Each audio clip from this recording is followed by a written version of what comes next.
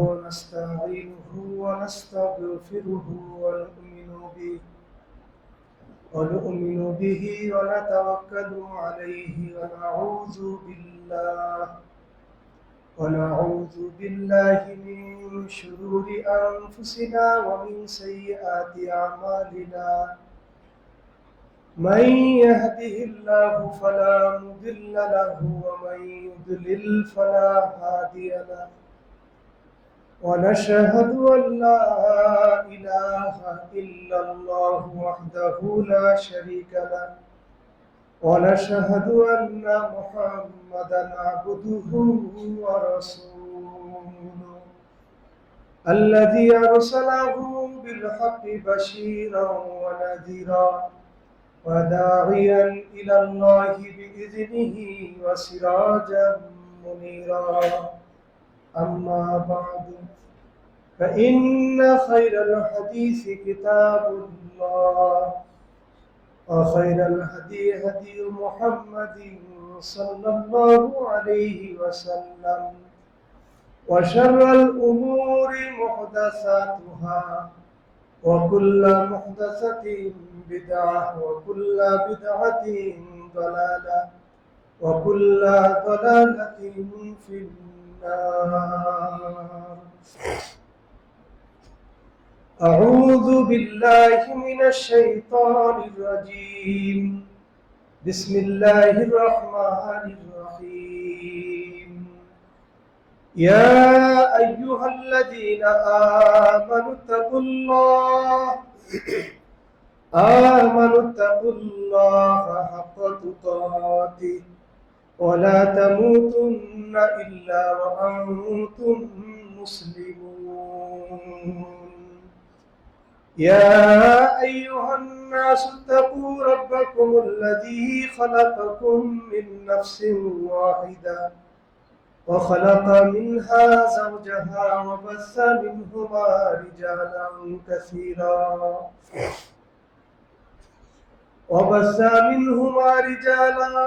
كثيرا ونساء. واتقوا الله الذي تساءلون به والأرحام إن الله كان عليكم رقيبا.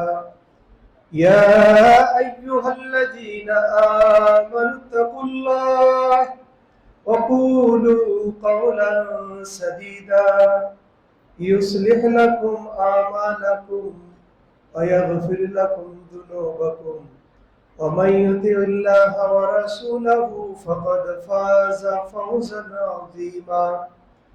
وقال الله تبارك وتعالى في كلامه المجيد والفرقان الحميد: لن ينال الله لحومها ولا دماؤها ولكن يناله التقوى منكم. وقال سبحانه وتعالى في شان أصحاب رسول الله صلى الله عليه وسلم: والذين تبوأوا الدار الإيمان من قبلهم ويحبون من هاجر إليهم ولا يجدون في صدورهم حاجة مما أوتوا ويؤثرون على أنفسهم ولو كان بهم خصاصة ومن يوق شح نفسه فأولئك هم المفلحون. وقال رسول الله صلى الله عليه وسلم: لا يؤمن أحدكم حتى يكون هواه تبعا لما جئت به. رواه البيهقي أو كما قال عليه الصلاة والسلام. وقال رسول الله صلى الله عليه وسلم: من نفس عن مؤمن كربة نفس الله عنه كربة من كرب يوم القيامة. رواه مسلم أو كما قال عليه الصلاة والسلام. بارك الله لنا ولكم في القرآن العظيم ونفعنا وإياكم بالآيات والذكر الحكيم إنه تعالى جواد كريم اللهم سبحانك لا علم لنا إلا ما علمتنا إنك أنت العليم الحكيم رب اشرح لي صدري ويسر لي أمري واحلل عقدة من لساني يفقهوا قولي وبك نستعين اللهم صل وسلم على محمد وبارك عليه الحمد لله যাবতীয় প্রশংসা মহান আল্লাহ সুবহানাহু ওয়া তাআলার জন্য, যিনি আমাদেরকে জিলহজ মাসের প্রথম দশকের জুমার দিনে জামে মসজিদে হাজির হওয়ার, খুতবায় অংশগ্রহণ করার মতো সুযোগ দিলেন, তৌফিক দিলেন। শুরুতেই মহান রব্বুল আলামিনের শুকরিয়া আদায় করি আলহামদুলিল্লাহ। একে একে আস্তে আস্তে আমাদের থেকে বছরের শ্রেষ্ঠতম দিনগুলো বিদায় নিয়ে চলে গেল। আজকে আর কালকে শুধুমাত্র বাকি আছে। তিনি সফল হয়েছেন যিনি এই দিনগুলোকে কাজে লাগাতে পেরেছেন, সিয়ামের মাধ্যমে, কিয়ামের মাধ্যমে, তেলাওয়াতের মাধ্যমে, দান সাদাকার মাধ্যমে, আমর বিল মারুফের মাধ্যমে, নাহি আনিল মুনকারের মাধ্যমে, সমাজের উপকারের মাধ্যমে, জনকল্যাণমূলক কাজের মাধ্যমে যে যেভাবে আল্লাহর সন্তুষ্টির জন্য নেক আমল করেছে তার দিনগুলোই সফলতার সাথে কেটেছে। এইগুলো আল্লাহ সুবহানাহু ওয়া তাআলার ভান্ডারে জমা হয়ে আছে। ইনশাআল্লাহ কিয়ামতের দিন আল্লাহ সুবহানাহু ওয়া তাআলা বহু গুণে বৃদ্ধি করে আমাদেরকে ফেরত দিবেন ইনশাআল্লাহ। তো দিন যেহেতু শেষ হয়ে গেছে, আর একটা দিন আছে আমাদের মূলত কোরবানির দিনটা। আজকে অনেকে সিয়াম রেখেছেন, কালকে তো আর সিয়াম নেই, কারণ ঈদের দিনগুলোতে সিয়াম রাখা সম্পূর্ণ নিষেধ, হারাম ঘোষণা করা হয়েছে। সেখানে অন্য আমল আছে। আজকের দিনগুলোতে যেমন সিয়াম রাখা আমল, আর ওই দিনগুলোতে খাওয়া দাওয়া করাটা হচ্ছে আমল। এটাই হচ্ছে ইবাদত। সুবহানাল্লাহ। যখন আল্লাহ সুবহানাহু ওয়া তাআলা যে নিয়ম নীতি আমাদেরকে দিয়েছেন সেটা সেভাবে মানা, এটাই কিন্তু ইবাদত। চুল নখ কাটা জুমার দিনে এটা হলো সুন্নাত, কিন্তু 10টা দিন আমরা কিন্তু কাটিনি, এটাও ইবাদত হয়ে গেছে। সুবহানাল্লাহ। যখন নিষেধ হচ্ছে যে কাটা যাবে না, ছোঁয়া যাবে না, তখন না ছোঁয়াটা, এটা হচ্ছে ইবাদত। নেকি কিন্তু আমাদের জারি আছে, কাজটা কিন্তু আহামরি তেমন কিছু কাজ না, শুধু নখটা কাটিনি, কিন্তু আমাদের এই নখ যত বড় হচ্ছে আমাদের নেকি কিন্তু জারি হচ্ছে। নখ চলমান, নেকি চলমান। তারপরে অন্যান্য পশম যেগুলো আমরা ছোঁয়া দেইনি, হাত লাগাইনি, সেগুলো আমাদের নেকি জারি রয়েছে। অন্য সময় কাটলে নেকি, আর এখন রাখলে নেকি। এটাই হচ্ছে ইবাদত। তো মূল যে আজকের শিক্ষাটা আমরা নেব সেটা হচ্ছে ত্যাগের মহিমায় নিজেকে উদ্ভাসিত করা, ত্যাগের মহিমা নিজের মধ্যে জাগ্রত করা, ত্যাগের বৈশিষ্ট্য নিজের মধ্যে সেট করা, যাতে করে আমি আল্লাহ সুবহানাহু ওয়া তাআলার সন্তুষ্টির জন্য, মানুষের উপকারার্থে, জনগণের উপকারার্থে, দ্বীনের উপকারের জন্য যে কোনো ত্যাগ স্বীকারে আমি প্রস্তুত। এই শিক্ষাটা নেওয়া হচ্ছে কোরবানির প্রধান শিক্ষা। এই শিক্ষাটা সর্বপ্রথম এসেছে ইব্রাহিম আলাইহিস সালামের কাছ থেকে।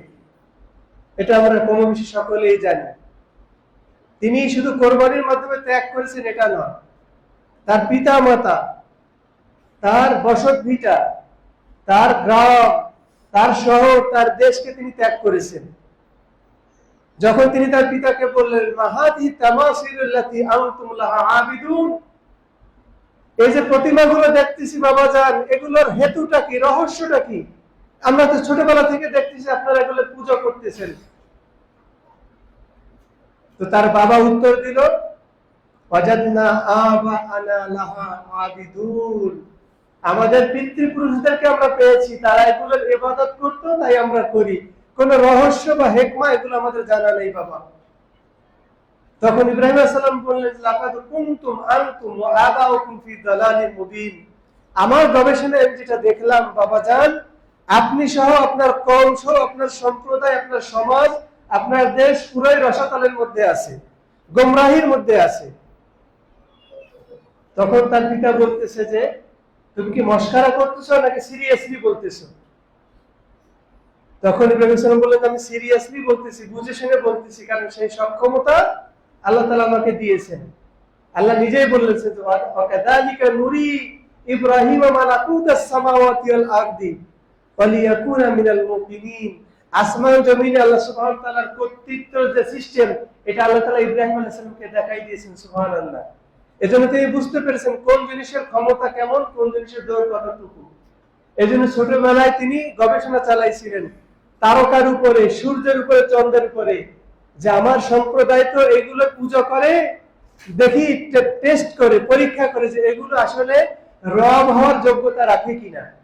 তো তিনি প্রথমে তারকাকে পরীক্ষা নিলেন। আল্লাহ তাআলা বলেন ফালাম্মা জান্না আলাইহিল লাইলু রাআ কাওকাবা। রাত যখন তার উপরে আচ্ছন্ন হয়ে গেল, তিনি দেখলেন নক্ষত্র। বললেন যে হাদা রব্বি, হতে পারে এটাই আমার রব। যেহেতু সমাজের লোকজন মানে, দেখি পরীক্ষা নেই রব হওয়ার যোগ্যতা আছে কিনা। ধরে নিলাম এটা আমার রব। ফালাম্মা আফালা, যখন তারকার শক্তি ক্ষয় হয়ে গেল, তার মানে তারকার আলো নিভে গেল দিনের কারণে, সূর্যের কারণে, এখন আর আলো দেখা যাচ্ছে না, তারকা গায়েব হয়ে গেছে, তার শক্তি খর্ব হয়ে গেছে। ইব্রাহিম ইসলাম বললেন যে ইন্নী লা উহিব্বুল আফিলিন, যে অস্ত যায়, তার ক্ষমতা খর্ব হয়, তাকে তো আমি পছন্দ করি না, সে আবার কেমন করে রব হতে পারে। এরপরে আবার পরীক্ষা চালালেন সূর্যের উপরে। ফালাম্মা রাআ শামসা বাযিগাতান, এরপরে চন্দ্রের উপরে পরীক্ষা চালালেন। যে ফালাম্মা রাআল কামারা বাযিগান ক্বাল হাদা রব্বি, যখন চন্দ্রকে দেখলেন বললেন যে মনে করো যে এটাই আমার রব, হতে পারে কিনা দেখি, পরীক্ষামূলক এটাই আমার রব। যখন চন্দ্রের ক্ষমতাও খর্ব হয়ে গেল সূর্যের কারণে, দিনের কারণে, চাঁদের কোনো আলো নেই, চাঁদের কোনো ক্ষমতা নেই, চাঁদ ডুবে যাচ্ছে, তিনি বললেন যে আমার প্রকৃত রব যদি আমাকে পথ না দেখায় তাহলে আমি আসলে হেদায়েত পাবো না। এরপরে পরীক্ষা নিলে চালালেন সূর্যের পরে, বলে যে এটাই আমার রব, এটাই দেখা যাচ্ছে অনেক বড় এবং শক্তিশালী, তেজস্ক্রিয়তা সম্পন্ন। যখন সূর্য অস্ত গেল, তিনি বললেন যে না, এও রব হওয়ার যোগ্যতা রাখে না। যার ক্ষমতা ক্ষণস্থায়ী, এক সময় তার ক্ষমতা খুব পাওয়ার হয়, আবার তার পাওয়ার স্থগিত হয়ে যায়, এ রব হওয়ার যোগ্যতা রাখে না। এরপরে তিনি নিজেকে ঘোষণা করলেন যে ওয়াজ্জাহতু ওয়াজহিয়া লিল্লাযী ফাতারাস সামাওয়াতি ওয়াল আরদা হানিফাও ওয়া মা আনা মিনাল মুশরিকিন। এই সবগুলো যেগুলোর পূজা করে আমার কওম, আমার সম্প্রদায়, আমার দেশ, আমার জাতি, সবগুলোকে আমি পরিত্যাগ করলাম। আমি আমার দিলের রুখ, আমি আমার দিলের তাওয়াজ্জুকে সেই সত্তার দিকে ফিরালাম যিনি আসমান সমূহ এবং জমিন এবং এই দুয়ের মাঝে যা কিছু আছে সব কিছুকে সৃষ্টি করেছেন। আমি তার দিকে ঝুঁকে গেলাম। এখান থেকে তিনি তাওহীদ পাইলেন। তিনি বুঝতে পারলেন যে তারকার ক্ষমতা নাই, সূর্যের ক্ষমতা নাই, চন্দ্রের ক্ষমতা নাই। তো তার বাবাকে বললেন যে আপনারা একটা ভ্রান্তির মধ্যে আছেন। তো ইব্রাহিম আলাইহিস সালামকে তার বাবা উত্তর দিলেন, তুমি কি সিরিয়াস বলতেছো? যদি বিরত না হও তোমার এই কথা থেকে, লাইলাম তানতাহিল আরজুমান্নাকা ওয়াহজুরনি মালিয়া, তোমাকে পাথর মেরে শেষ করে দেব, আর আমাকে তুমি পরিত্যাগ করে চলে যাবা, ত্যায্য পুত্রের মতো হয়ে যাবা আর কি। তখন ইব্রাহিম আলাইহিস সালাম বললেন, সালামুন আলাইকা সাউফা আস্তাগফিরু লাকা রাব্বি, আপনার পরে শান্তি বর্ষিত হোক, আমি আপনার জন্য আল্লাহর কাছে ক্ষমা চাইব। একটা ওয়াদা ছিল, এই ওয়াদা ইব্রাহিম আলাইহিস সালাম পূরণ করেছিলেন, ক্ষমাও চেয়েছিলেন। কিন্তু আল্লাহ তাআলা যখন নিষেধ করে দিয়েছেন যে তোমার বাবা ক্ষমা পাওয়ার যোগ্যতা রাখে না, তখন তিনি ক্ষমা চাওয়া থেকে বিরত হয়ে গেছেন, কারণ সে ছিল মুশরিকদের অন্তর্ভুক্ত। এই যে তাওহীদকে প্রতিষ্ঠা করতে গিয়ে পিতার বিপক্ষে গেলেন, পিতাকে ছাড়লেন, সমাজের লোকজন বলল যে ইব্রাহিমকে রাখা যাবে না, কারণ সে আমাদের মূর্তি ভেঙেছে, তাকে আগুন দিয়ে জ্বালায় দাও। আগুন দিয়ে জ্বালানোর চেষ্টা করলো। ইব্রাহিম আলাইহিস সালাম আল্লাহ তাআলার দিকে মুতাওয়াজ্জু হয়ে আসেন, কারো সাহায্য গ্রহণ করলেন না। তো আল্লাহ তাআলাই তাকে বাঁচাইলেন। আগুনকে বললেন যে ইয়া নার কুনি বারদান ওয়া সালামান আলা ইব্রাহিম, ইব্রাহিমের পরে ঠান্ডা শান্তিদায়ক হয়ে যাও। তা আগুন তাই হয়ে গেল। আগুন থেকে বের হওয়ার পরে দেশ ছেড়ে চলে গেলেন ঈমান রক্ষার জন্য প্যালেস্টাইনে। ইব্রাহিম আলাইহিস সালামের হিজরতের স্থান হলো প্যালেস্টাইন। সেখান থেকে তার বংশ পরম্পরায় বনী ইসরাইলরা পরবর্তীতে আবাদ করেছেন ফিলিস্তিন, কেনান অঞ্চল, তখন নাম ছিল কেনান। ইয়াকুব আলাইহিস সালামের সন্তানরা আবাদ করেছেন। এই যে দ্বীনের জন্য, তাওহীদ প্রতিষ্ঠার জন্য ঘর ছাড়লেন, বাড়ি ছাড়লেন, এলাকা ছাড়লেন, সমস্ত সুযোগ সুবিধা বাদ দিয়ে অজপাড়া গায়ে, মানে অপরিচিত স্থানে প্রবাসে গিয়ে আস্তানা গাড়লেন। এটাও কিন্তু একটা ত্যাগের অন্যতম মহিমা, নিদর্শন। এটা অনেকে পারে না, অনেকেই পারে না যে দ্বীন ঈমান বিসর্জন দিয়ে হলেও বাড়িঘর ধরে রাখে। অথচ নবী আকরাম সাল্লাল্লাহু আলাইহি ওয়াসাল্লাম শিক্ষা দিয়েছেন সাহাবায়ে কেরামদেরকে যে বাড়িঘর চলে যাক, আত্মীয় স্বজন চলে যাক, তোমার ঈমানকে ঠিক রাখতে হবে। যার কারণে নবী সাল্লাল্লাহু আলাইহি ওয়াসাল্লাম এই ভাষণ দেওয়ার পরে, হিজরতের কথা বলার পরে দেখা যাচ্ছে যে সাহাবায়ে কেরাম দ্বীন ও ঈমান রক্ষার জন্য তারই সংস্পর্শে এসে তারা কি করেছেন, ত্যাগের মহিমায় উদ্ভাসিত হয়েছেন। অর্থাৎ দ্বীনের জন্য ত্যাগ করেছেন, বাড়ি ছাড়ছেন, আত্মীয় স্বজন ছাড়ছেন, সুযোগ সুবিধা সবকিছু ছেড়ে দিয়ে, ছেলে মেয়ে অনেকে বিবি ছেড়ে দিয়ে চলে গেছেন প্রবাসে। প্রথম হিজরত করেছে সবাই আবিসিনিয়া, ইথিওপিয়া যেটাকে বলা হয় বর্তমানে, আফ্রিকার দেশ, লোহিত সাগরের পশ্চিমে। এই যে ইথিওপিয়ায় হিজরত করেছেন, সুযোগ নিজের দেশে থাকা আর প্রবাসে গিয়ে থাকা, দুইটা সুযোগ সুবিধা কি এক? তারা হলো আরবের শ্রেষ্ঠ লোকগুলো, ওসমান রাদিয়াল্লাহু তাআলা আনহুর মতো লোক, এবং কুরাইশদের নামি দামি অনেক লোক হিজরত করেছে, দুঃখী মানুষ হিজরত করেছেন। এই লোকগুলো আরবের কালচার, ইথিওপিয়ার কালচার এক হয়? এক হয় না। তারা হলো আফ্রিকার নিগ্রো, আর এরা হচ্ছে আরবের শ্রেষ্ঠ বংশের লোক পৃথিবীর, কুরাইশ বংশ। সেখান থেকে আল্লাহ তাআলা বাছাই করেছেন বনি হাশেমকে। সেই বনি হাশেমি গোত্রের থেকে নবী সাল্লাল্লাহু আলাইহি ওয়াসাল্লাম এসেছেন। সেই গোত্রের লোকজন হিজরত করেছেন, দ্বীনের জন্য ত্যাগ করেছেন। কোথায় গিয়ে? যে লোকগুলো পৃথিবীতে একেবারে নিম্ন শ্রেণী হিসেবে গণ্য হয়, যেখানে দাস দাস হিসেবে তারা বিক্রি হয়, সেই ইথিওপিয়া হিজরত করেছেন দ্বীনের জন্য কুরবানি। রাসূল আকরাম সাল্লাল্লাহু আলাইহি ওয়াসাল্লামের সংস্পর্শে থেকে সাহাবায়ে কেরাম শিখেছেন কুরবানি, যে কি করে দ্বীনের জন্য ত্যাগ করতে হয়। যার কারণে তারাও তাদের নামি দামি জায়গা, জমি, বাড়ি ঘর, আত্মীয় স্বজন সব ছেড়ে দিয়ে মক্কা থেকে মদিনায় চলে এসেছেন।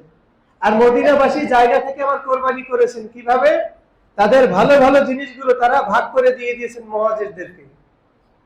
জায়গা দিয়েছেন, জমি দিয়েছেন, তারপরে ব্যবসার জন্য সুযোগ সুবিধা করে দিয়েছেন, তারপর তাদেরকে প্রাধান্য দিয়েছেন যে কোনো কাজে।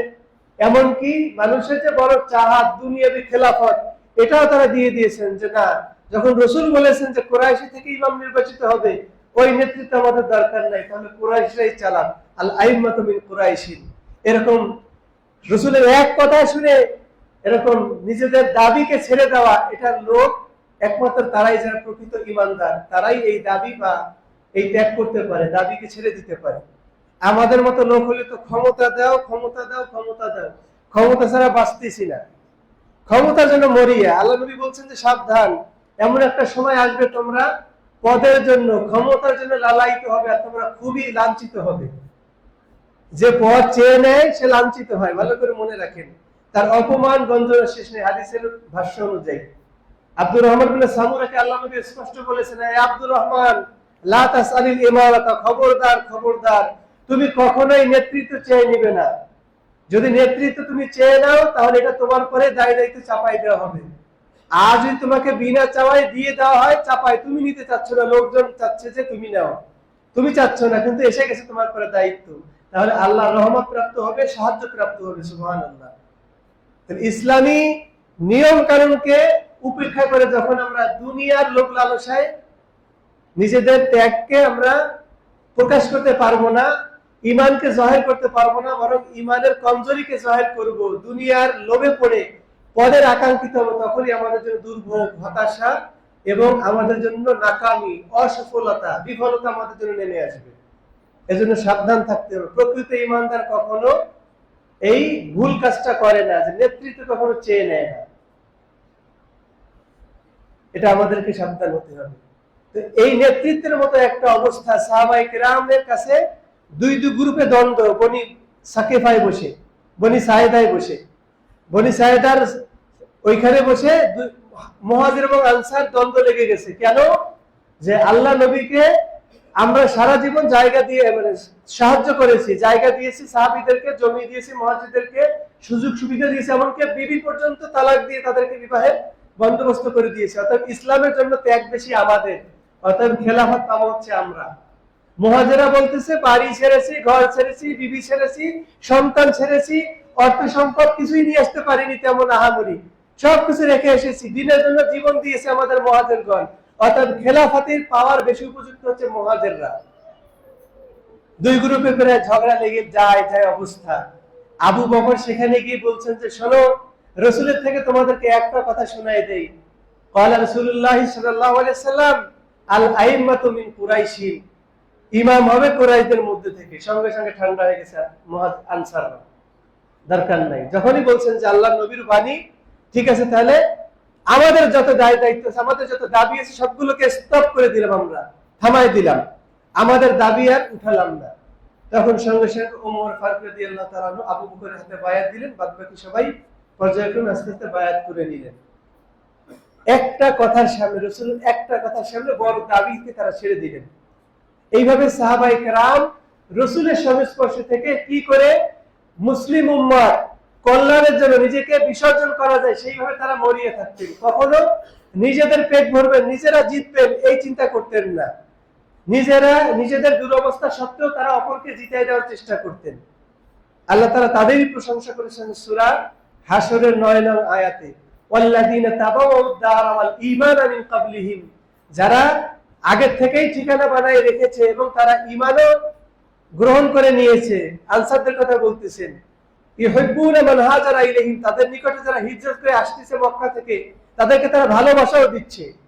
অনেক সময় এরকম হয় না যে প্রবাসী থেকে লোক আসলে, এক এলাকা ভিন্ন এলাকা থেকে লোক আসলে অনেক সময় তাকে দূর করে রাখে, মিশতে দেয় না, অথবা সমাজে তাকে সুযোগ সুবিধা দেওয়া হয় না। কিন্তু আনসারদের অবস্থা ছিল ভিন্ন। মক্কা থেকে লোক আসলেই তারা জায়গা দিত, ভালোবাসতো। যেহেতু আল্লাহ তাআলা সার্টিফিকেট দিচ্ছেন, অতএব তারা কি করতো? ভালোবাসতো। ইউহিব্বুনা মান হাজারা ইলাইহিম ওয়ালা ইয়াজিদুনা ফি সুদুরিহিম হাজাতাম মিম্মা উতু, যুদ্ধলব্ধ মাল হোক, গনিমত হোক, বা যে কোনো সুযোগ সুবিধার ক্ষেত্রে যদি মুহাজিরদেরকে প্রাধান্য দেওয়া হতো তো আনসাররা কষ্ট পেত না, যে হায় হায় ওদেরকে বেশি দেওয়া হচ্ছে কেন। ওরা আরো আনন্দ ভোগ করতো যে না, ওদের কিছু নাই, নিঃস্ব অবস্থায় আসছে, ওরা যদি বেশি পায় তো পাক, সমস্যা নাই। আমাদের সমাজের চিত্র হলো ভিন্ন, যে ও যদি বেশি লাভ করে, আমি যদি একটু কম লাভ করি, তাহলে দেখা যাবে আমার মন ক্ষুণ্ণ হয়ে গেছে, আমার মন খারাপ হয়ে গেছে, এবং ওর ধ্বংস কামনা করে। এটা হচ্ছে হাসাদ, এটা করা যাবে না। বরং চাইতে হবে যে আগায় যাচ্ছে, আগায় যাক, আলহামদুলিল্লাহ, তার পরিশ্রম ভালো, তার চেষ্টা ভালো, আল্লাহ তাআলা তার ওখানে বরকত দান করুন। তাহলে আপনার দিলটা হবে পরিশুদ্ধ, আপনি ঈমানদার, তা নাহলে আপনার নেকি বরবাদ হয়ে যাবে। যতই নেক আমল করেন না কেন, অপরের ক্ষতি চাওয়ার কারণে, হিংসা বিদ্বেষ দিলের মধ্যে পোষণ করার কারণে। সাহাবায়ে কেরাম এগুলো থেকে মুক্ত ছিলেন অনেকটা। আল্লাহ তাআলা তাদেরই প্রশংসা করেছেন, ওয়ায়ুসিরুনা আলা আনফুসিহিম, তারা নিজেদের উপরে অপরকে প্রাধান্য দিয়েছে। ওয়ালাউ কানা বিহিম খাসাসা, যদিও তাদের অবস্থা খুবই শোচনীয় ছিল। সাহাবায়ে কেরামের অবস্থা আহামরি যে ভালো ছিল তা না। রাসূলের মেহমান আসছেন, বাসায় নিয়ে গেছেন রাসূলের পক্ষ থেকে, যে কে আসছে আজকে মেহমানদারি করাবে আমার এই মেহমানকে। এক ব্যক্তি নিয়ে গেছে যে ইয়া রাসূলুল্লাহ আমি করব। কোন বর্ণনা আসছে তার নাম হচ্ছে জাবের বিন আব্দুল্লাহ রাদিয়াল্লাহু তাআলা, আর কোন বর্ণনা অন্য সাহাবীর নাম আসছে। তো তিনি বাসায় নিয়ে গেছেন, বিবিকে জিজ্ঞাসা করছেন বাসার মধ্যে কি আছে খাবার। কোনোই খাবার নাই, শুধু বাচ্চাদের জন্য দুটো মাত্র রুটি আছে। ঠিক আছে, তুমি বাচ্চাদেরকে ছলে বলে কৌশলে ঘুম পাড়িয়ে দিবে, আর মেহমানকে নিয়ে আমি খানা খেতে বসবো, দুইটা রুটি মাত্র। যেহেতু আমরা শরীক হলে মেহমানের হবে না, মেহমান কষ্ট পাবে। রাসূলের মেহমান, তাকে সম্মান অবশ্যই করতে হবে। বাতিতে প্রদীপে তেল ভরার অজুহাতে আমি বাতি নিভাই দিব, এই ফাঁকে মেহমান খানা শেষ করবে, মনে করবো যে আমরাও তার সাথে খানায় শরীক আছি। সুবহানাল্লাহ, দেখেন কি ত্যাগের সিস্টেম। এই কাজই করেছেন, দুনিয়াবাসী দেখেনি, দুনিয়াবাসী জানে না যে সে ল্যাবে তেল ভরার অজুহাতে সে মেহমানকে খাওয়াইছে। রাসূলের মেহমান, আল্লাহ রাসূলের পক্ষ থেকে মেহমান এসেছে তাকে সন্তুষ্ট করার জন্য, আল্লাহকে সন্তুষ্ট করার জন্য মেহমানকে আপ্যায়ন করেছে। দুনিয়াবাসী জানে না, আল্লাহ তাআলা তো জেনেছেন, রাসূলও জানেন না, কিন্তু আল্লাহ তাআলা রাসূলকে জানায় দিয়েছেন, ও নবী তোমার সাহাবীদের অবস্থা দেখো, ইউসিরুনা আলা আনফুসিহিম ওয়ালাউ কানা বিহিম খাসাসা, নিজেদের দুরবস্থা সত্ত্বেও তারা অপর মুসলিম ভাইদেরকে, অপর মুমিনদেরকে প্রাধান্য দান করে। সুবহানাল্লাহ। এরপর আল্লাহ তাআলা বলতেছেন যে গুণটা মুমিনের হওয়া উচিত সফলতার জন্য, সেটা আল্লাহ তাআলা বলতেছেন যে ওমা ইউকা শুখা নাফসিহি ফাউলাইকা হুমুল মুফলিহুন, যাকে অন্তরের কৃপণতা থেকে বাঁচায় দেওয়া হলো সেই সফল কাম হয়ে গেল। সুবহানাল্লাহ। যে অন্তরের কার্পণ্যতা থেকে বেঁচে গেল সেই সফল কাম। এজন্য অন্তরের মধ্যে কখনো কার্পণ্যতা রাখা যাবে না। প্রয়োজন অনুপাতে খরচ করতে হবে, পরিবারের জন্য হোক, পাড়া প্রতিবেশীদের জন্য হোক, মসজিদের জন্য হোক, ইসলামিক সেন্টারের জন্য হোক, ইসলামিক সভা সেমিনারের জন্য হোক, মাদ্রাসার জন্য হোক, গরিব দুঃখীর জন্য হোক, জনকল্যাণমূলক কাজের জন্য হোক, যত করে আমার সামর্থ্য আছে দিয়ে যাব। এর বিপরীতে বরকত দেওয়ার মালিক আল্লাহ। অবশ্যই অবশ্যই আমার বরকত ফিরে আসবে। যে আল্লাহ আমাকে এখনো সচ্ছল রাখতে পেরেছেন, সে আল্লাহ সামনেও রাখতে পারেন। পারেন কি পারেন না? আর যে আল্লাহ আমাকে এখনো সচ্ছল রেখেছেন, তিনি যে মুহূর্তের মধ্যে আমাকে নিঃস্ব করতে পারবেন না, এর কোনো গ্যারান্টি আছে? যখন তখন আমাকে নিঃস্ব করে দিতে পারেন। যে কারণ সকালবেলায় ছিল ধনী, বিকেল হওয়ার আগে সে কারণ হয়ে গেল একেবারে নিঃস্ব, সবকিছু শেষ, হারাই গেল, তারা জান মাল সবকিছু শেষ করে ফেললো, আল্লাহ সুবহানাহু ওয়া তাআলার গজবে পতিত হয়ে গেল। এজন্য কোরবানির শিক্ষা থেকে আমাদের ত্যাগের শিক্ষাটা নিতে হবে, ত্যাগের শিক্ষা নিতে হবে। সাহাবায়ে কেরাম ত্যাগের মহিমা দাঁড় করিয়েছেন, বিশ্ববাসীর সামনে রেখে গিয়েছেন। ইয়ারমুকের যুদ্ধের একটা কাহিনী বর্ণিত হয়েছে। যে সাহাবী ইয়ারমুকের যুদ্ধে শামিল ছিলেন, তিনি বর্ণনা করতেছেন যে আমি আমার চাচাতো ভাইয়ের খুঁজে বের হলাম যুদ্ধের পরে, দেখলাম যে শতে শতে লোক আহত হয়ে, নিহত হয়ে, শাহাদা বরণ করে পড়ে আছে। তার ভিতরে কিছু লোক জীবিত আছে, ছটফট করতেছে পানি পানি করে। আমি আমার চাচাতো ভাইয়ের খোঁজে বের হলাম, দেখলাম যে কাছেই আমার চাচাতো ভাই পানির জন্য হাহাকার করতেছে। আমি পানির মশকটা নিয়ে তার মুখে ঢালবো, এর মধ্যে এই পাশ থেকে আর এক দিনী ভাই বলতেছে যে পানি। তখন আমার চাচাতো ভাই বললো যে আমার প্রয়োজন নেই, যাও ওই ভাইয়ের কাছে নিয়ে যাও, আমার থেকে মনে হয় বেশি দরকার পানি। ওই ব্যক্তির কাছে নিয়ে গেলাম, যখন তার মুখে পানি ঢালবো, পাশ থেকে আর একজন বলতেছে পানি। তিনি বললেন যে না, আমার পানি লাগবে না, ওই যে পানি বলে চিৎকার করছে তার কাছে নিয়ে যাও, মনে হয় ওর প্রয়োজনটা বেশি। তৃতীয় ব্যক্তির মুখে পানি ঢালবে, এই সময় ওই ব্যক্তি দুনিয়া থেকে বিদায় নিয়ে চলে গেছেন, শহীদ হয়ে গেছেন। এবার ফিরে আসছেন দ্বিতীয় ব্যক্তির কাছে, এসে দেখা যায় দ্বিতীয় ব্যক্তিও নাই, তিনিও দুনিয়া থেকে বিদায় নিয়ে চলে গেছেন, শহীদ হয়ে গেছেন। আসছেন প্রথম ব্যক্তি তার চাচাতো ভাইয়ের কাছে, দেখা যাচ্ছে সেও দুনিয়াতে আর নাই। সুবহানাল্লাহ। একটা সামান্য দেখা গেলেও এটা ইতিহাসে স্মরণীয় বরণীয় হয়ে আছে যে আপন মুসলিম ভাইয়ের বিপদের সময় যে তার নিজের সুবিধাটুকু সে গ্রহণ করেনি, একেবারে মৌতের সময় যখন মৃত্যু সাক্ষাৎ, একটু পানি হলে হয়তো জীবনটা বাঁচে, তারপরেও তার আপন দ্বীনি ভাইকে প্রাধান্য দিয়েছেন। এটাই হচ্ছে ঈমানের পরিচয়, যে সর্ব মুহূর্তে অপর মুসলিম ভাইকে প্রায়োরিটি দিতে হবে, প্রাধান্য দিতে হবে। এটা হচ্ছে ঈমানের দাবি। নবী সাল্লাল্লাহু আলাইহি ওয়াসাল্লাম বলেন সহিহ মুসলিমের হাদিসের মধ্যে, মান নাফাসা আন মুমিনিন কুরবাতান নাফাসাল্লাহু আনহু কুরবাতান মিন কুরাবি ইয়াউমিল কিয়ামা। যে ব্যক্তি কোনো মুসলিম মুমিনের থেকে কোনো সমস্যা দূরীভূত করে দিল, তার সুযোগ আছে, তার সামর্থ্য আছে, আল্লাহ সুবহানাহু ওয়া তাআলা কিয়ামতের সেই ভয়াবহ দিনে তার কঠিন মুসিবত থেকে একটা মুসিবত তার থেকে দূরীভূত করে দিবেন। সুবহানাল্লাহ। আর দুনিয়ার মুসিবতের চাইতে আখিরাতের মুসিবত প্রত্যেকটা পয়েন্টে পয়েন্টে আর কঠিন।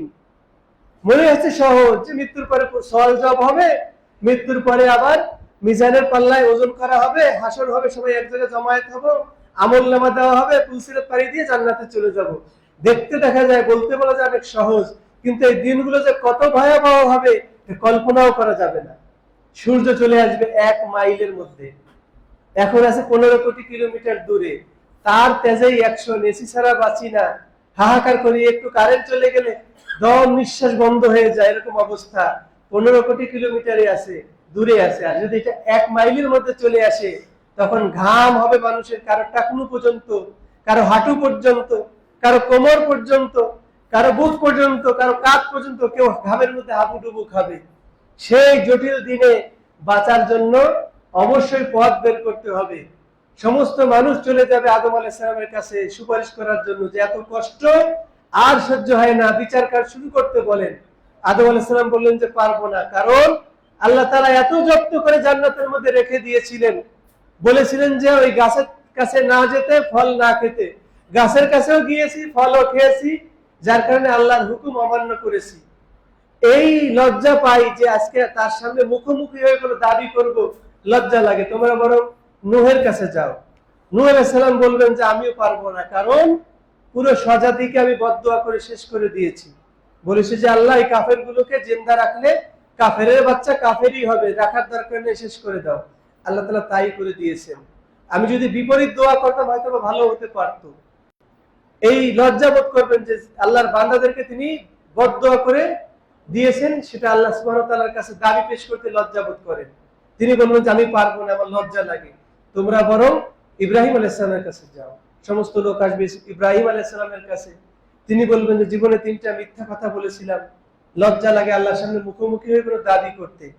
ওই যে মন্দির ঘরে গিয়ে মূর্তি ভেঙেছিলাম, বলছিলাম যে বড়টাই ভেঙেছে। স্ত্রীকে নিয়ে মিশরে গেছিলাম, বলছিলাম যে এটা আমার বোন, আসলে তো বোনই। এই যে মিথ্যা কথাগুলো বলা হয়েছে। তারপরে জিজ্ঞাসা করলো লোকজন যে মূর্তি ভাঙছে কে, বলছে যে বড়টাই ভাঙছে। অসুস্থ বলেছিলাম, এই 3টা তো মিথ্যা কথা। বাঁচার জন্য বা কৌশলগতভাবে বলেছিলাম, যদিও সরাসরি মিথ্যা না, এর মধ্যে কৌশল আছে, তারপরেও আল্লাহ তাআলার কাছে লজ্জা লাগে। তোমরা বরং মুসা আলাইহিস সালামের কাছে যাও। মুসা আলাইহিস সালাম বলবেন যে আমিও পারবো না, এক থাপ্পড় মেরে এক কিপ্তিকে হত্যা করে দিয়েছিলাম। এটা একটা জাহিলি কাজ হয়েছে, শয়তানি আমল, লজ্জা লাগে আল্লাহ তাআলার সামনে দাঁড়াতে। তোমরা বরং ঈসা রুহুল্লাহর কাছে যাও। ঈসা আলাইহিস সালাম বলবেন যে আমিও পারবো না, কারণ আমাকে সহ আমার মাকে আল্লাহর সঙ্গে মানুষ ইলা বানাই নিয়েছে, নাউজুবিল্লাহ। লজ্জা লাগে, কোন মুখে দাঁড়াবো তার সামনে। তোমরা বরং আখিরি জামানার নবী মুহাম্মদুর রাসূলুল্লাহ সাল্লাল্লাহু আলাইহি সাল্লামের কাছে যাও। আল্লাহ নবীর কাছে যখন আসা হবে, আল্লাহ নবী বলবেন যে হ্যাঁ, এই সুযোগটা, এই অধিকারটা আল্লাহ সুবহানাহু ওয়া তাআলা আমাকে দান করেছেন। আর এটাই হচ্ছে মাকামে মাহমুদ। যে মাকামে মাহমুদের জন্য আমরা দোয়া করি, এই মাকামে মাহমুদের জন্য যদি কোনো মুসলমান রাসূলের জন্য দোয়া করে, আল্লাহ নবী বলেন যে মান সালালিল ওয়াসিলা শাফা ওয়াজাবাত লাহু শাফাআতি। যে আমার জন্য ওসিলা চাইলো, মাকামে মাহমুদ চাইলো, তার জন্য আমার শাফাত ওয়াজিব হয়ে গেল। সুবহানাল্লাহ। আল্লাহ নবী সিজদায় পড়ে যাবেন, অনেকক্ষণ সিজদায় থাকবেন, কতদিন জানা নাই। আমাদের 1000 বছর আল্লাহ তাআলার কিয়ামতের দিনে হবে একদিনের সমান আল্লাহ তাআলার নিকটে। আল্লাহ নবী সিজদায় যখন পড়বেন দীর্ঘক্ষণ, এরপরে আল্লাহ তাআলা বলবেন যে ইয়া মুহাম্মদ ইরফা রাসাক ইশফা তুশাফা। হে মুহাম্মদ, আপনি আপনার মাথা তুলুন, আপনি যা সুপারিশ করবেন আমি আল্লাহ তাই কবুল করব। তখন আল্লাহ নবী বলবেন যে আল্লাহ, মানুষের কষ্ট হয়ে যাচ্ছে, আপনি বিচার কার্য শুরু করে দিন দয়া করে। তখন বিচার কার্য শুরু হবে। এতটা সোজা না যে শুধু করে দিলাম যে মরব, সওয়াল হবে, হাসরের ময়দান হবে, বিচার হবে, জান্নাতে যাব বা জাহান্নামে যাব না। বিচার কার্য শুরু হওয়ার আগ পর্যন্ত ধাক্কা যাবে, কবরের ভিতরে যে ধাক্কা শুরু হবে সেটাই তো অনেকে সামলাতে পারবে না। প্রকৃত ইমানদার বান্দা তো বলবে যে রব্বি আল্লাহ। যখনই প্রশ্ন করা হবে মান রব্বুকা, তোমার রব কে, প্রকৃত ইমানদার যে দিনের জন্য ত্যাগ করেছে, এক চান্সে বলে দেবে, তার আর দেরি হবে না। রব্বি আল্লাহ, আমার রব আল্লাহ। ওমা দীনুকা, বলে দীনই আল ইসলাম, কারণ ইসলাম সে পালন করে গেছে। ওমান হাদার রাজুলুল্লাযী বুইসা ফীকুম, আল্লাহ নবীকে দেখিয়ে বলা হবে এই ব্যক্তিকে যারা তোমাদের মাঝে পাঠানো হয়েছিল। ইমানদার একেবারে সাবলীল ভাষায় উত্তর দিয়ে দিবে হাদা রাসূলুল্লাহ। কিভাবে বুঝলে? আমরা আল্লাহর কিতাব পড়েছি, কিতাবে তার বৈশিষ্ট্য পাইছি, তাকে আমরা বিশ্বাস করেছি, ঈমান এনেছি, তার কথা অনুযায়ী আমরা চলেছি, এগুলোর দ্বারা আমরা বুঝতে পেরেছি। তখন বলা হবে আন সাদাকা আবদি, আমার বান্দা সত্য বলেছে। ফাফশিরশু মিনাল জান্নাহ, জান্নাতি পোশাক তাকে পরায় দাও। ওয়াফতাহু লাহু বাবান ইলাল জান্নাহ, এবং তার কবরের থেকে জান্নাতের একটা দরজা খুলে দাও। সুবহানাল্লাহ। এর বিপরীতে কাফের মুশরিক যখন মারা যাবে, তখনও তাকেও সওয়াল জবাব করা হবে। যখনই জিজ্ঞাসা করা হবে মান রব্বুকা, তোমার রব কে, সে বলবে হা হা লা আদরি, হায় হায় আমি তো জানি না আমার রব কে। তোমার দিন কি, সে বলবে হা হা লা আদরি। এই ব্যক্তিকে হা হা লা আদরি লোকে বলতো নবী, কিন্তু আমি তো জানি না আসলে কে, কারণ নবী হিসেবে তো সে মানে নাই। তখন গায়েবে থেকে আওয়াজ আসবে আল্লাহ তাআলার পক্ষ থেকে আন কাযাবা আদুল্লাহ, আল্লাহর দুশমন মিথ্যা বলেছে।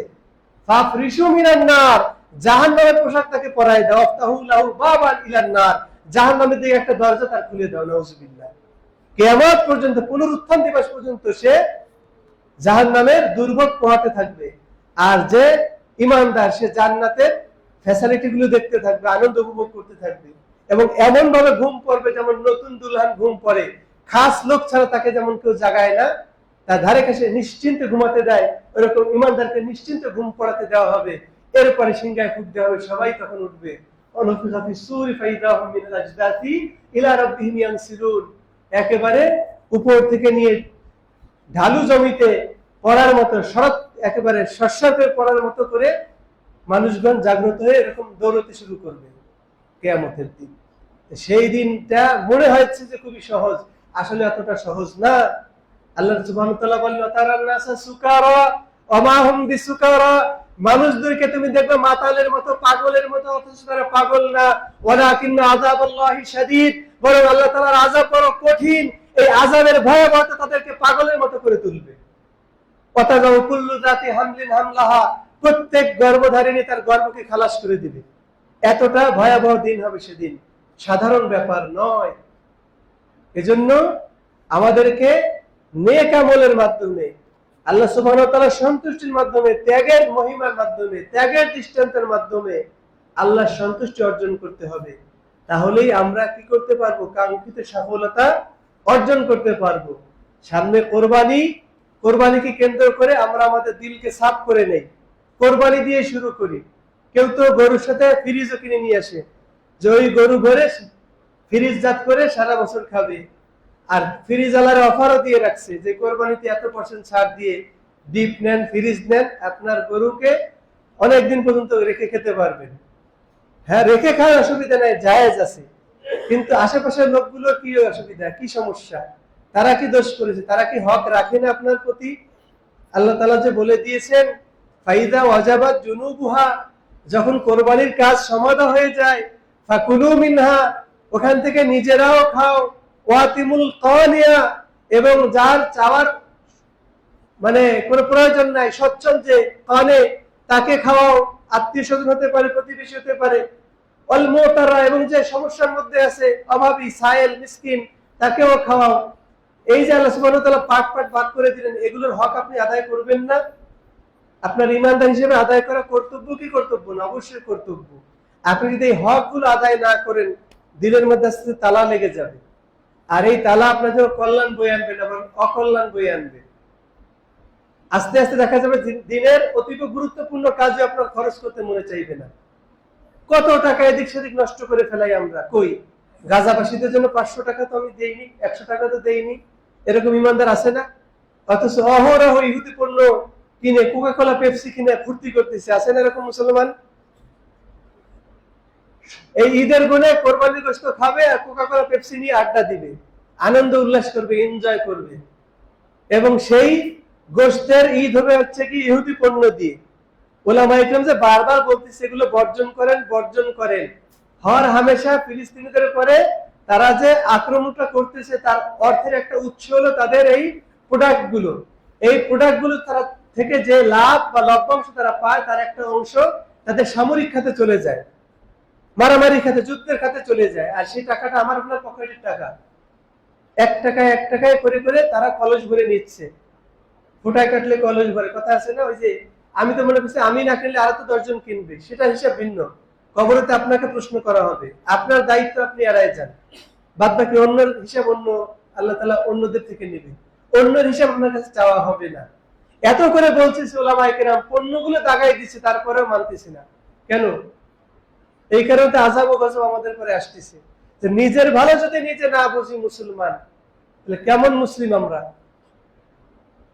হর হামেশা তাদের উপর আক্রমণ চলতেছে। আজকে আমি খাবো কোরবানির গোশত দিয়ে, গরু, বিশাল বিশাল গরু কিনতেছি, ছাগল কিনতেছি, আরামায়েশ করব, আর তারা আমার মুসলিম ভাই কষ্টের মধ্যে পড়ে আছে। দেখেন না, আমাদের মতোই তাদের জীবনযাত্রা ছিল। গাজার আগের চিত্রগুলো দেখেন, বিল্ডিং, সুন্দর সুজলা একটা শহর। আজকে সেই শহরটা দেখেন, মনে হচ্ছে কোনো সেই আদি যুগের ধ্বংসস্তূপ যেগুলো হয়ে গেছিল, কওমে আদ, কওমে সামুদ, কওমে লুতের, যে এলাকাগুলো একেবারে ধ্বংসস্তূপে পরিণত হয়ে গেছে, তাদের থেকে মারাত্মক অবস্থায় আছে। তাদের তো কিছু চিহ্ন বাকি আছে সে আগেকার যুগের কওমে আদ, কওমে সামুদের, কিন্তু গাজা এলাকার কিছু চিহ্ন কিন্তু বাকি নেই, আছে। পুরো একেবারে সাতু সাতু হয়ে গেছে, মনে হচ্ছে যেন এটাকে পুরো পাটা দিয়ে পিষে দেওয়া হয়েছে, এরকম অবস্থার মধ্যে আছে। বাদ বাকি অংশটুকু তারা ওইভাবে করার জন্য চেষ্টায় আছে, কারণ পুরো গাজাটাই তারা নিয়ে নিবে, এটা তাদের টার্গেট। এবং নিতেও পারে, কারণ কিয়ামতের আগ দিয়ে তারা ওখানে জমায়েত হবে, আর এই মুসলমানদের সঙ্গে বিরাট একটা দাঙ্গা হবে, যুদ্ধ হবে। সেই যুদ্ধে যত ইহুদি আছে সব নিহত হবে, এবং সেই যুদ্ধের নেতৃত্ব দেবেন ঈসা আলাইহিস সালাম এবং ইমাম মাহদী। এ মাহাদি। তখন গাছ এবং পাথর ডেকে বলবে যে মুসলিম ভাই আমার পিছনে ইহুদি এসে পালাইছে, তাকে মারো। কেন গাছ বলবে? কারণ তাদের অত্যাচারের মাত্রা এতটা বেড়ে যাবে, ওই স্থানীয় গাছপালা গুলো সহ্য করতে পারবে না, সব সেভ করে রাখবে। আমরা তো দেখছি জড় পদার্থ কথা বলবে কিভাবে? যে আল্লাহ আমার জবানের ভিতরে কথা বলার শক্তি দিতে পারে, সে আল্লাহ পাথর জড় পদার্থের মধ্যে কথা বলার শক্তি দিতে পারে। ওর ভিতরেও কি আছে? প্রাণ আছে, মানে ওর ভিতরে অনুভূতি শক্তি আছে। পাথর বড় হয়, আমরা তো মনে করি পাথর হলো নিথর, একেবারে কিছু না।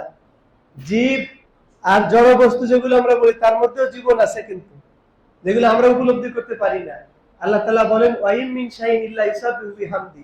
এমন কোন বস্তু নাই পৃথিবীতে যেগুলো আল্লাহ তাআলা তাসবিহ তাহলিল জপে না। পাথরও আছে তার মধ্যে। এই পাথরও বলবে, গাছও বলবে যে আমার পিছনে ইহুদি আছে। কেন? তাদের ভিতরে এই মানবতা, এই মমত্ব বোধটা কাজ করবে। জালেমের বিপক্ষে তারা সোচ্চার হবে। কিন্তু আমি আপনি এখনো জালেমের বিপক্ষে সোচ্চার হচ্ছি না। আমি কি সেই গাছ আর পাথর থেকে অদম হয়ে গেলাম? আমার অনুভূতি কি শুধু হাহার মতো? শুধু ধিক্কার জানাইলে এতটুকু শেষ? কিছুই করার নেই। প্রতিবেশীর জন্য যেমন করার আছে, আত্মীয় স্বজনের জন্য যেমন করার আছে, গরিব দুঃখীর জন্য করা আছে, বিপদগ্রস্ত মুসলমানের জন্য আমার কিছু করার আছে। তাহলেই হবে ঈদটা সাকসেসফুল। তারা একেবারে মাঠে ময়দানে দুঃখের মধ্যে থাকবে, আর আমি আপনি আনন্দের মধ্যে থাকবো। এটা ইমানদারের দাবি না। রাসূল সাল্লাল্লাহু আলাইহি ওয়াসাল্লাম বলছেন যে পুরো বিশ্বের মুসলিম একটা দেহের মতো। দেহের একটা অঙ্গে যদি আঘাত লাগে পুরো দেহে ব্যথাটা অনুভব হয়। স্নায়ুর মাধ্যমে পুরো দেহে ব্যথা অনুভব হয় না? পা যদি কেটে যায় যন্ত্রণা সমস্ত শরীরে অনুভূত হয়। কেন? কারণ ওর সাথে একটা জয়েন্ট আছে। প্যালেস্টাইনের মুসলিম আমার ভাই, চীনের মুসলিম আমার ভাই। যে মুসলমান হয়ে গেছে মুসলমানের ভাই, সে আমেরিকাতে থাকুক, রাশিয়াতে থাকুক, জাপানে থাকুক, বিশ্বের যে কোনো প্রান্তে থাকুক না কেন, তার কোনো কষ্ট হচ্ছে, এটা শোনার পরে যদি আমার কষ্ট না হয় তাহলে আমি কামেল ইমানদার না। এজন্য এই কোরবানিতে চেষ্টা করবেন, যে কোনো বিভিন্ন সংস্থা দাঁড়ায় গেছে, তারা গাজাবাসীদের জন্য সাহায্য সহযোগিতা নিয়ে যাচ্ছে। একটা অংশ সেখানে দেওয়ার জন্য চেষ্টা করবেন আপনার ভাগের থেকে। আপনার দানের একটা টাকা তাদের পাঠানোর জন্য চেষ্টা করবেন। এটা আমাদের নৈতিক দায়িত্ব। বলে দিলাম, মানার দায়িত্ব আপনাদের। এরপরে দেশীয় যে সংস্থাগুলো আছে ইসলাম প্রচারের কাজে লাগে, সেই সংস্থাগুলোর প্রতি নজর দেওয়া, যাতে করে মানুষ যে বিভ্রান্তিতে আছে আমার দেশের মধ্যে, শিরক ও বিদআতের মধ্যে নিমজ্জিত, তাদেরকে সংশোধনের জন্য সেমিনার, হালাকা এগুলোর প্রয়োজন হয়। এগুলো কোথায় হয়? ইসলামিক সেন্টারগুলোতে গিয়ে সেখানে খোঁজ নিয়ে সেখানে সদস্য হওয়া, সেখানে সদস্য হয়ে এই কার্যক্রমকে ত্বরান্বিত করার জন্য নিজে শরীক হওয়া, সদস্য হওয়া, যে না আমি এই কাজের সাথে আছি, দিন প্রচারের কাজে আমিও আছি।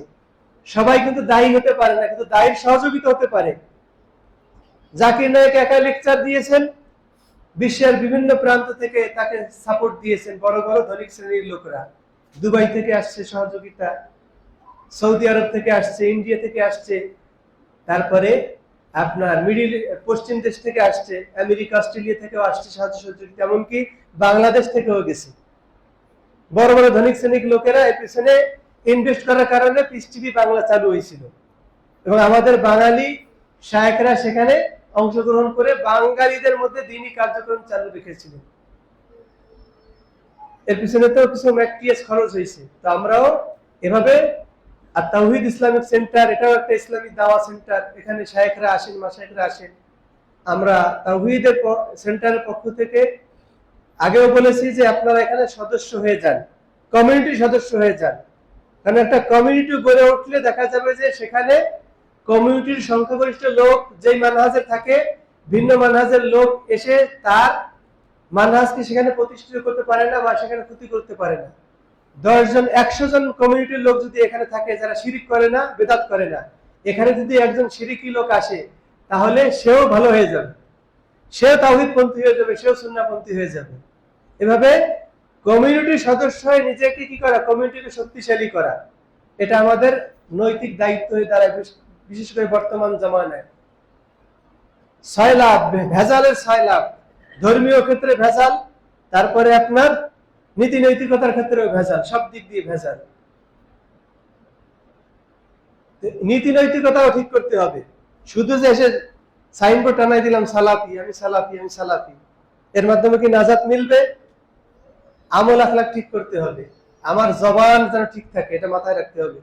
মানুষকে বললাম এক, করলাম আর এক, এটা আর এক চিটিং হবে না?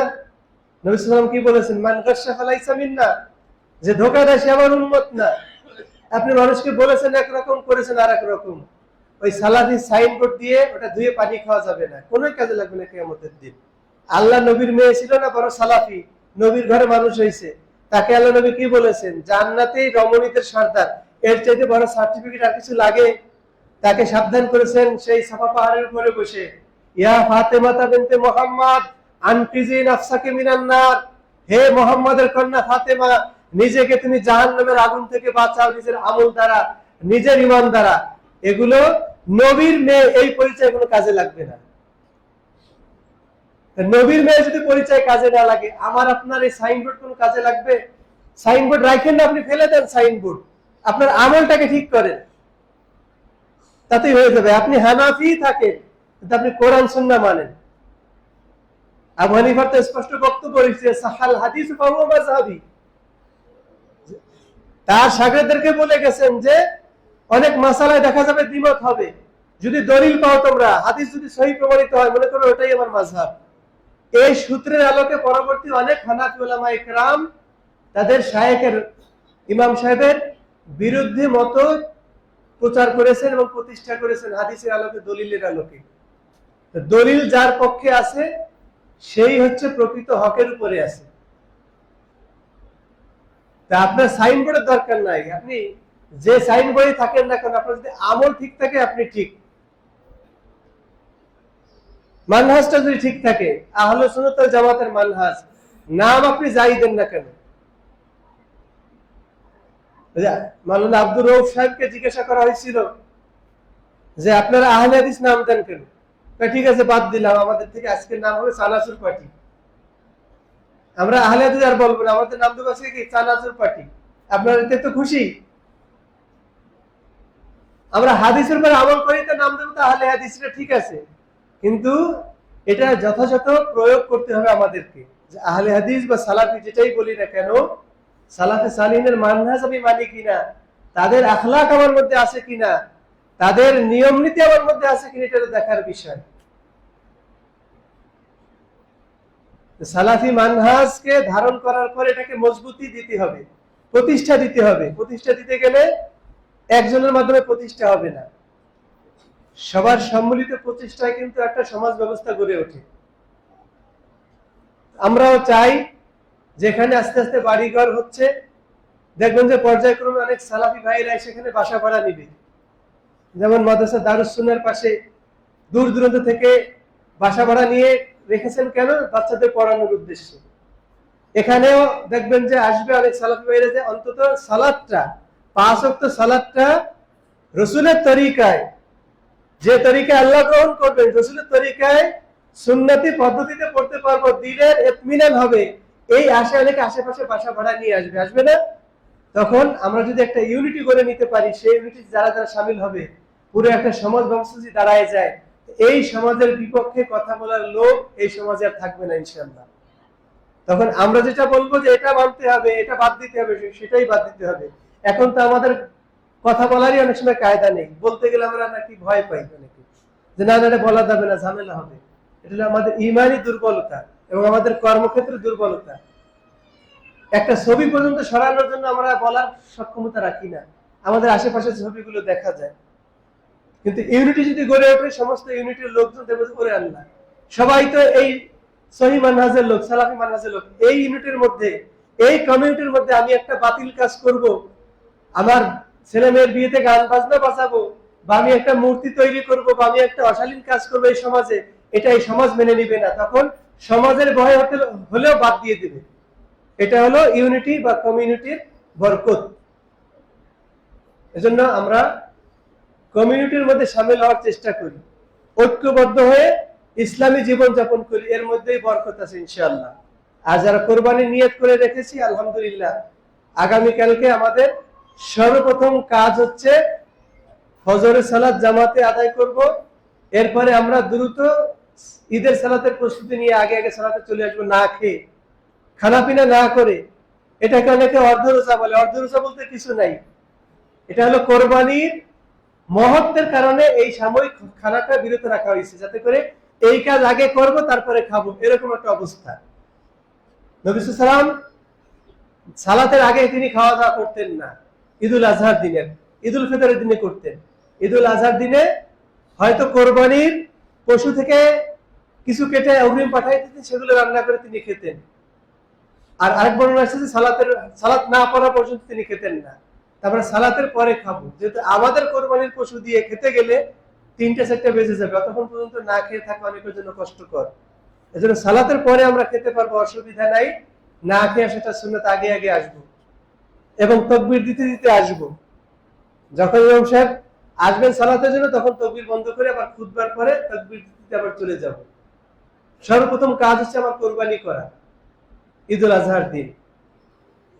ইন্নী ওয়াজহাতু ওয়াজহি লিল্লাযী ফাতারাস সামাওয়াতি ওয়াল আরদা হানিফা ওয়া মা আনা মিনাল মুশরিকিন, ইন্না সালাতি ওয়া নুসুকি ওয়া মাহইয়ায়া ওয়া মামাতি লিল্লাহি রাব্বিল আলামিন। কোরবানি করার পরে বিসমিল্লাহ আল্লাহু আকবার বলে কোরবানি করব। এরপরে বলবো যে আল্লাহুম্মা তাকাব্বাল মিন্নি ওয়া মিন আহলি বাইতি, আমার পক্ষ থেকে এবং আমার পরিবারের পক্ষ থেকে আল্লাহ তুমি কোরবানি কবুল করে নাও। কোরবানির কাজ সমাধা হয়ে গেল। চামড়া বিক্রি করে পারলে কোনো গরিব মিসকিনকে দিবেন বা আশেপাশের মাদ্রাসাগুলিতে দিয়ে দিবেন। দারুস সুন্নাহ পারলেও দিবেন, ফোন নম্বর দেওয়া আছে বা যোগাযোগ করলে পাবেন। কারণ চামড়া জানেন তো কি অবস্থা সৃষ্টি হয়েছে চামড়া নিয়ে। এটা বর্তমানে একটা বোঝা হয়ে দাঁড়াইছে মানুষের জন্য, কোরবানিদাতার জন্য, গ্রহীতার জন্য। চামড়া কালেকশন করতে যে গতবারে লস গিয়েছে মাদ্রাসার বিশাল একটা। কারণ ওই কল্যাণপুর থেকে একজন ফোন দিয়েছে যে ছাগলের চামড়া আছে। কল্যাণপুর থেকে যে ছাগলের চামড়া আনতে যাওয়া হয় 10 টাকার চামড়া, 20 টাকার চামড়া, আসলে খরচ হচ্ছে 200 টাকা। এরকম লাভের সাথে লসের ভাগটাই বেশি হয়েছে। এখন যদি মান না দাঁড়ায়, তো যার যে চামড়া বিক্রি করে দিয়ে টাকা পারলে দিবেন, মাদ্রাসায় হোক, গরিব দুঃখী হোক, নিজের মানে ফকির মিসকিনদের মাঝে ওটা সাদকা করে দিবেন। খবরদার ওটা কখনোই ভোগ করবেন না নিজে। ভোগ করলে আপনার কোরবানির মধ্যে সমস্যা হবে, ভোগ করা যাবে না ওটা। নিজে যদি খেয়ে প্রসেসিং করে খেতে পারেন খাবেন, অসুবিধা নেই। 4 ধরনের পশু বেছে নিবেন। একদম অন্ধ, যার অন্ধত্ব প্রকাশ পেয়ে গেছে, চোখে মোটেও দেখে না, বোঝা যায় যেটা অন্ধ, এ পশু দ্বারা কোরবানি হবেই না। এরপরে ল্যাংড়া, খোঁড়ায় খোঁড়ায় যায়, হাঁটতে পারে না, এর দ্বারা কোরবানি হবে না। এরপরে রোগাতে একেবারে বোঝাই যায় যে রোগ স্পষ্ট, পাতলা পায়খানা করতে করতে একেবারে দুর্বল হয়ে পড়ছে, বা এ ধরনের বিভিন্ন রোগ। এরপরে আছে একেবারে শুকনো, জীর্ণ শীর্ণ, হাড্ডি গুলো কতগুলো শরীরে সব গোনা যাচ্ছে। এই ধরনের পশু দ্বারা কোরবানি হবে না। শিং ছিল, ভেঙে গেছে, চলবে, অসুবিধা নাই। গায়ে একটু খোঁচা লাগছে, খোঁচাটা সেরে গেছে, এতে অসুবিধা নাই। যেগুলো অঙ্গহানি হিসেবে ধরা হয়, সেগুলো যদি দেখা যায় কোনো পশুর মধ্যে, সেগুলো দ্বারা কোরবানি হবে না। বাদ বাকি বয়স হয়ে গেলে, ছাগলের হচ্ছে 1 বছর পূর্ণ হতে হবে, গরুর 2 বছর, আর উটের হলো 3 বছর। এইভাবে আপনার হচ্ছে গিয়ে বয়স পূর্ণ হয়ে গেলে যদি দাঁত না ওঠে, তো আপনার কোরবানি চলবে। ভেড়ার ক্ষেত্রে 6 মাসও চলবে।